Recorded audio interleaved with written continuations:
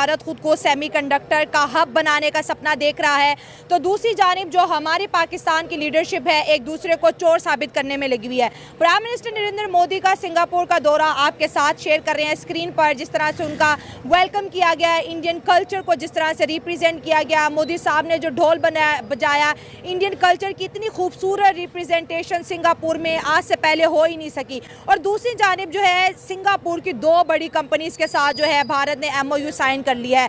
अगर सिंगापुर की बात करें तो सेमीकंडक्टर बनाने में ये दुनिया का 10% शेयर रखते हैं और सेमीकंडक्टर मैन्युफैक्चरिंग की मशीनरी बनाने में सिंगापुर जो है 20% जो है दुनिया को कंट्रीब्यूट कर रहा है। ताइवान, सिंगापुर, अमेरिका, ये तीनों बड़े बड़े मुल्क जो हैं अब सेमीकंडक्टर हब इंडिया को बनाएंगे और इन्वेस्टमेंट इंडिया की तरफ लेके आ रहे हैं। बहुत बड़ी डेवलपमेंट है। एक मुल्क हमारे देखते देखते IT के अंदर मोनोपोली पूरी दुनिया में कायम कर ली और अब पूरी दुनिया को भारत सपना दिखा रहा है कि नेक्स्ट सेमीकंडक्टर हब भारत बनेगा। इसी पर पाकिस्तान के यूथ से बात करेंगे कि हमारी लीडरशिप और हमारे वज़ीर आज़म हमारे लिए क्या करते हुए दिखाई दे रहे हैं। लेकिन इंडिया के लिए ये विजिट कितना सिग्निफिकेंट है और इंडिया ये विजिट में क्या बात वहाँ पर करने लगा सिंगापुर में। तो देखिए मैंने ये देखा है कि जब किसी कंट्री का कोई प्राइम मिनिस्टर या वो पहुंचता है, मसलन जब हम पाकिस्तान की बात करते हैं, पाकिस्तान का कोई प्राइम मिनिस्टर शहबाज शरीफ या जब वो दूसरे कंट्रीज़ में पहुंचते हैं तो उसी कंट्री के जो लोग हैं वो अपना ट्रेडिशनल डांस, ट्रेडिशनल सॉन्ग्स और वो सब पेश किया जाता है। इंडिया के प्राइम मिनिस्टर जब किसी कंट्री में पहुंचते हैं तो इंडिया का डायस्पोरा हर कंट्री में इतना एंथुजियास्टिक है, इतना पावरफुल है कि वहाँ पर इंडिया के ही ट्रेडिशनल डांस और सॉन्ग्स पेश किए जा रहे होते हैं। और दूसरा एक और बात इसके अंदर शायद ये वजह भी है कि क्योंकि इंडिया की ट्रेडिशंस इतनी पावरफुल हैं, इतनी उनका कल्चर इतना रिच है कि उनको किसी और की वहाँ की ज़रूरत नहीं पड़ती, वो खुद आकर अपना जो है वो पेश करते हैं। अब वहाँ पर मैंने देखा सिंगापुर में जो लड़कियाँ हैं वो इंडियन भी और वहाँ की सिंगापुरियन लड़कियाँ भी थी जिन्होंने वही इंडिया का कथक डांस वाला वही ड्रेस पहना हुआ था, ट्रेडिशनल ड्रेस, और बड़ा खूबसूरत जो है वो रक्स पेश कर रही थी वहाँ पर, और वो सिंगापुरियन भी थी, लेकिन रक्स वो पेश कर रही है भारत का।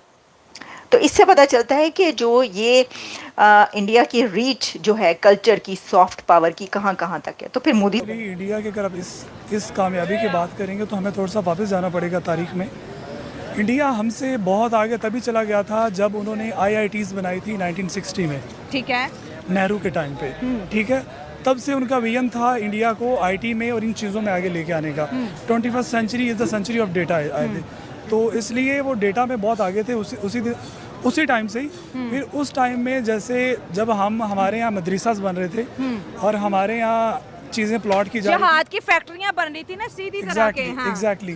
तो उस टाइम पे जिस टाइम पे हमारे यहाँ कंट्रोल अफगानिस्तान को करने की कोशिशें की जा रही थी, तब वहाँ पे बैठ के जब उनके the then finance minister Manmohan Singh, उनकी जो इकोनॉमिक पॉलिसीज़ थी, उन्होंने इंडिया को 91 में इकोनॉमिक पॉलिसीज़ दी थी, इंडिया को ओपन किया था दुनिया के लिए और अपनी ईज़ ऑफ डूइंग बिजनेस में काफ़ी चीज़ें इम्प्रूव की थी।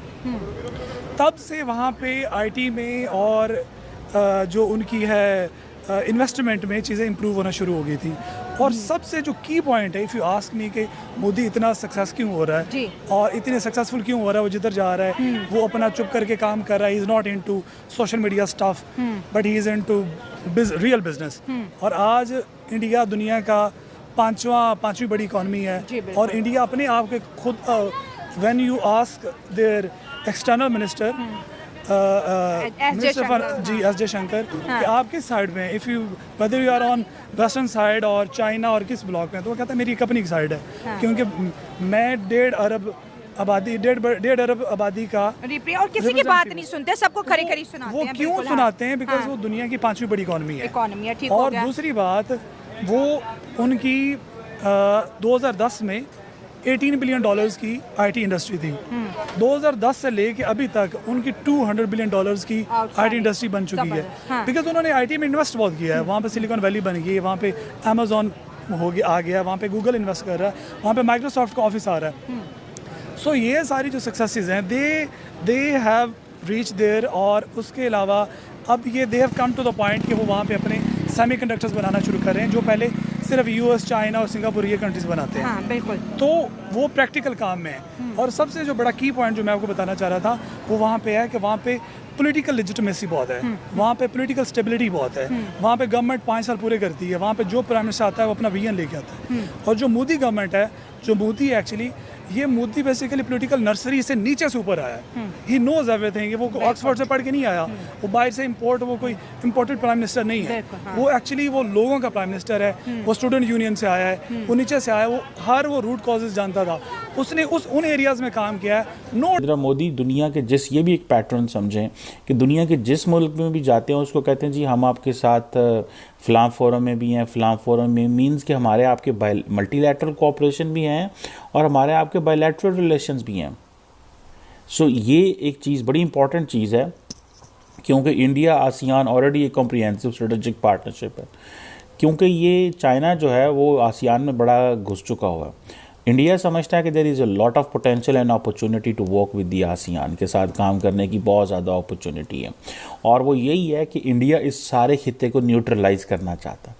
न्यूट्रलाइज इस सेंस में करना चाहता है कि इससे पहले कि अमेरिकन जो हैं वो इस खित्ते को मज़ीद मिलिटराइज करेंगे, मज़ीद क्या कर रहे हैं, इंडिया को ये चाहता है कि अगर चाइना, जो आसियान ममालिक हैं वो चाइना के साथ बड़े प्रो हैं, तो वो एटलीस्ट हमारे साथ भी इस तरह का एक कमिटमेंट हो कि ऑलरेडी देखिए आसियान और चाइना की वजह से ऑलरेडी एक मोमेंटम सेट है।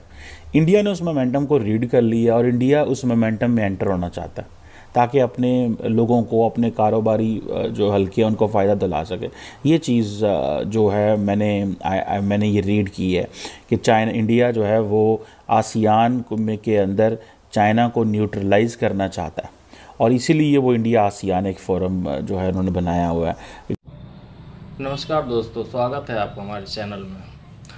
दोस्तों, भारतीय प्रधानमंत्री नरेंद्र मोदी जी की अभी ब्रुनई के बाद जो सिंगापुर की यात्रा में समझौते हुए, उसको देखकर पाकिस्तान मीडिया और वहाँ के लोग बात कर रहे हैं कि भारत कितना तरक्की कर रहा है। आईआईटी से पढ़े हुए छात्र पूरी दुनिया में छाए हुए हैं और अब भारत सेमीकंडक्टर में भी हब बनने के प्रयास में है और बन भी जाएगा, क्योंकि सिंगापुर में अभी सेमीकंडक्टर को लेके समझौते हुए थे, इस वजह से उनको ऐसा लगता है। दोस्तों, ये लोग सही बात कर रहे हैं कि जब भारत में आईआईटी खुल रहा था उस समय पाकिस्तान में जिहाद की पढ़ाई हो रही थी। ये सही बात भी है दोस्तों, नहीं तो अगर पाकिस्तान सही रास्ते पर चला होता तो बहुत तरक्की कर सकता था। आपका क्या ख्याल है दोस्तों? कृपया कमेंट करके बताएं। जय हिंद।